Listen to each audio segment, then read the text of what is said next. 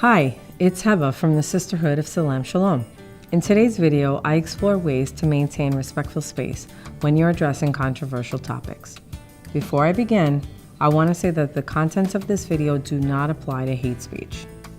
I'm so passionate about a couple of issues that it's difficult for me to even discuss them, even with my friends or family. Why? Because hearing a very different perspective can challenge my core assumptions, and that can be, well, painful. So if the topic comes up, more often than not, I get defensive and I wind up stating my position without trying to understand the other side. In the heat of the moment, it wouldn't occur to me to say, hey, listen, before we start talking about this, let's agree that our goal is to understand each other. I'm just not able to think that clearly. So in your chapter, after you've had a chance to get to know each other and want to explore more potentially charged issues, it's important to set the rules of engagement. You can create a space where sisters share their deepest beliefs without fear of being judged. And this is where group agreements come in.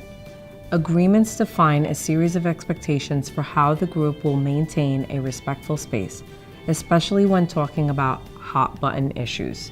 They also serve another purpose. Cultures and communities have norms and rules about communication, but they're not usually explicit and can take a while to figure out. Group agreements create shared cultural communication norms. There are several ways you can go about the process of developing group agreements.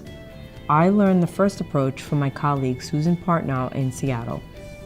Ask your sisters to get together in groups of 3 or 4 and write down what they need from the group in order to feel comfortable opening up. What will help you trust the group with your deepest feelings? Do you want to ask anything from the group?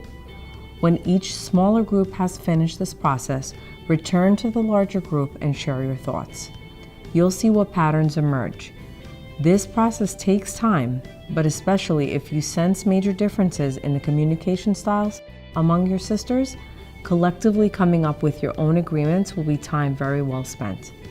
If you don't feel the need to develop agreements together, take a look at the suggestions in the online library. They're based on the work of the Central Partners in Cambridge, Massachusetts.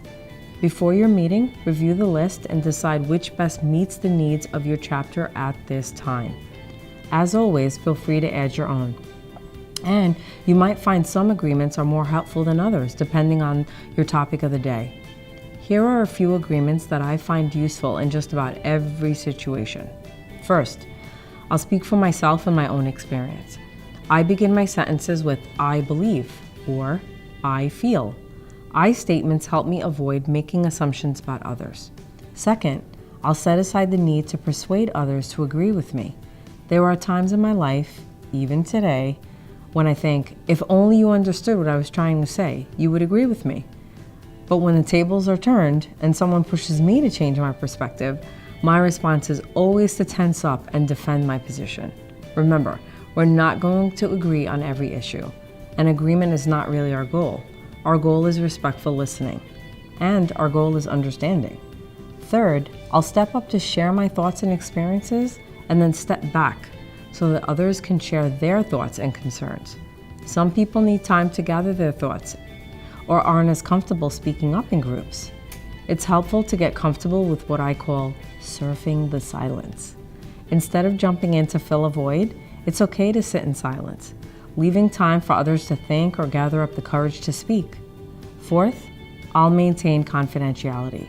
What's said here stays here, and it's that simple. Prior to your discussion or dialogue, it's important to say why setting communication norms is important. Then post and read the agreements. Ask if any sister has concerns or questions or can suggest other agreements. And before proceeding, make sure that everyone agrees to the final list.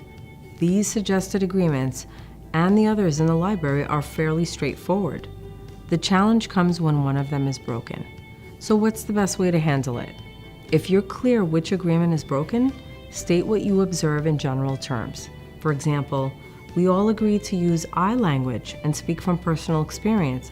I'd like to encourage everyone to be mindful of this agreement.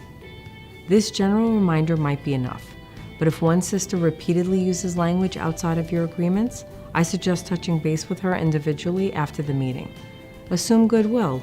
Let her know you value her perspective and you share her concern without judging her. For example, I noticed that, and then fill in the blank and ask her to share her thoughts. Patterns of communication don't usually change overnight, so be prepared to check in periodically to support and validate her experience while reinforcing the agreements. But what if you feel tension in the room and you're not sure what's happening? Take a look around the room. If you have an uncomfortable feeling in your gut, it's possible you're not the only one. State your concern without judgment. For example, I'm feeling uncomfortable now with the tone of our discussion. I'm wondering how others feel. Depending on the responses, you can decide how to proceed. You may want to review the agreements and discuss how you can use them to support respectful discourse. Don't forget to check out the companion written resources for this video. I hope they'll help you gain new insight into your sister's life experiences through deeply honest and respectful dialogue. Thank you for watching and good luck.